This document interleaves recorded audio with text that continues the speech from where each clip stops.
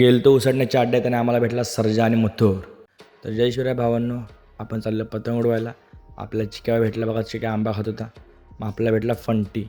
मग आम्ही तर आलो पतंग उडवायला. पतंग उडवली मी आणि थोडा वेळ दिला आम्ही हर्षला उडवायला.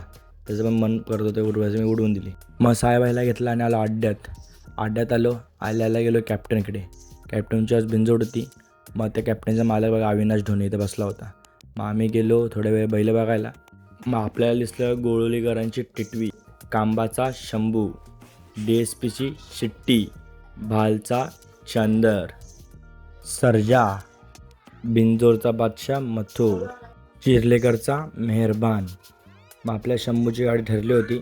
मग आपण चाललेलो शंभूसोबत गेलो पायथ्याशी. मग तिथे गाडी झोपली. मग मी विचार केला मी जातो वरती व्हिडिओ काढायला. मग व्हिडिओ काढला. आपल्या शंभू मस्त पळाला, पण गाडीने तोंडाला मार खाल्ला. काय नाही मित्रांनो, हारजीत होत राहते. तेवढ्याच सर्च झालेला खाली पळायला. त्याच्यामागे महबूब, चिखलोलीचा कार्तोस आणि मथुर 1001. मग आम्ही गेलो पायथ्याशी. मग पायथ्याशी गेलो, नाही तर एवढी गर्दी होती मित्रांनो, एवढी गर्दी होती.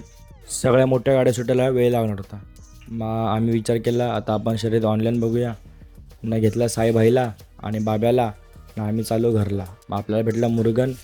मग आपल्या वाघाला घेतला आणि चाललो मित्रांनो घरी. चला बाय.